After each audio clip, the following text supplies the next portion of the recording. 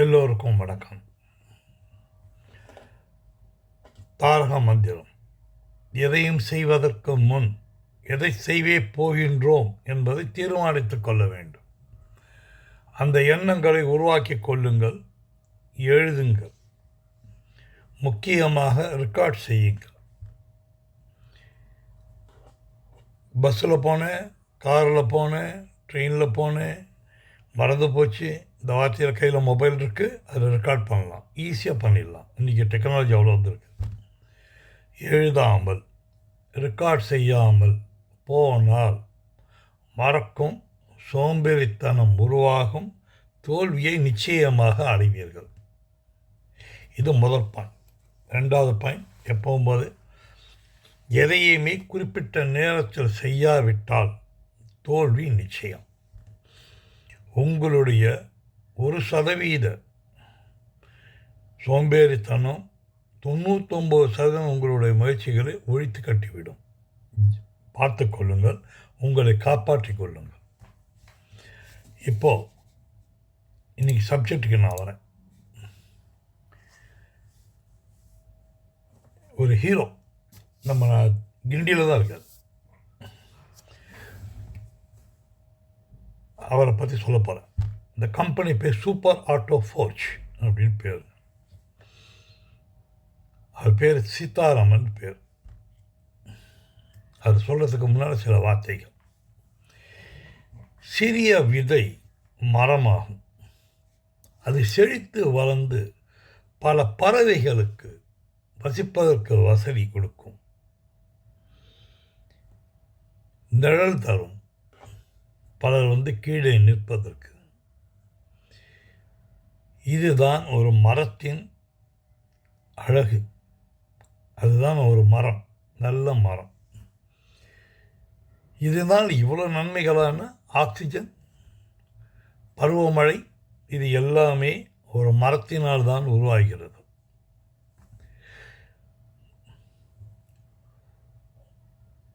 அதே போல்தான் உங்கள் பணமும். ஒரு ஏழையின் வயிற்றுக்கு உணவு அளித்து பாருங்கள். ஒரு மருத்துவத்துக்கு பணம் கொடுத்து பாருங்கள்.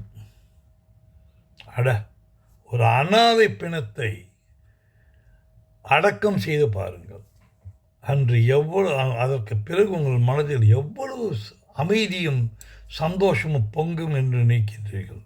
நினைத்து பாருங்கள், அது நிச்சயமாக நடக்கும். அது மட்டுமல்ல, பல காலத்திற்கும் அதை பற்றிய எண்ணங்களும் அதனால் நிம்மதியும் உங்களை அடையும். பணம் இருப்பவர் யாருமே பணம் எடுப்பது இல்லை. பத்திரமாக தனக்கு தேவையானவர்கள், தன்னுடைய குடும்பத்தார் இப்படி வச்சிருக்கவங்க தான் ஜாஸ்தி. ஆனால் சிலர் சம்பாதிக்கும் பணத்தில் ஒரு பகுதியை தர்ம காரியத்துக்காக செலவு பண்ணக்கூடியவர்களும் இருக்கிறார்கள். அந்த மாதிரி ஒரு நல்லோரை தான் நம்ம இப்போ பார்க்க போகிறோம். புரியுதுங்களா?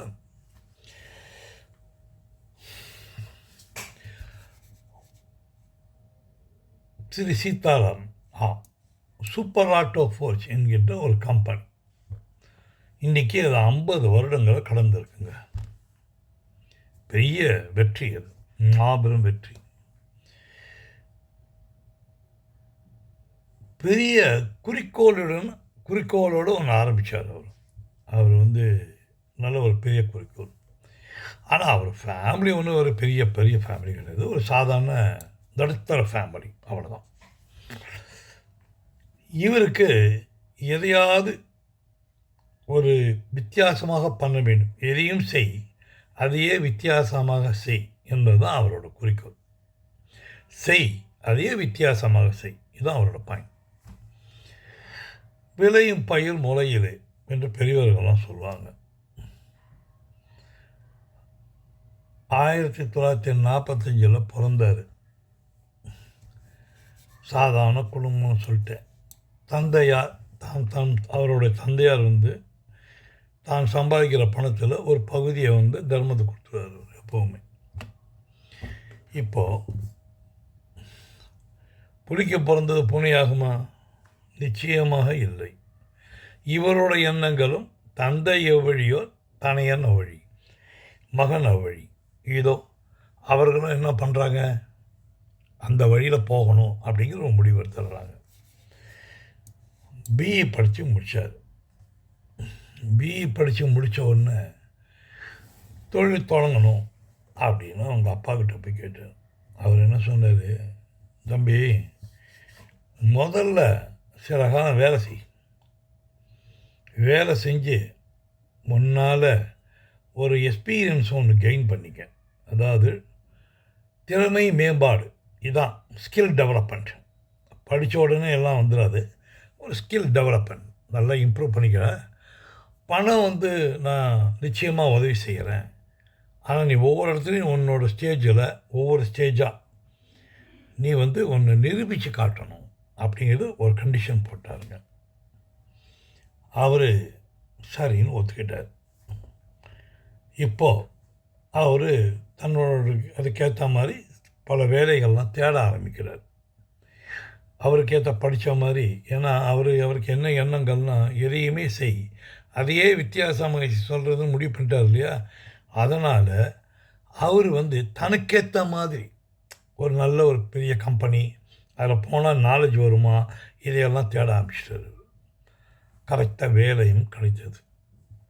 இது அடுத்த எபிசோடில் பண்ணுறேன், நான் கண்டினியூ பண்ணுறேன். இப்போ நம்ம எப்போவுமே கடைசியில் முடிக்கும்போது பழமொழி ஒன்று சொல்லுவோம்.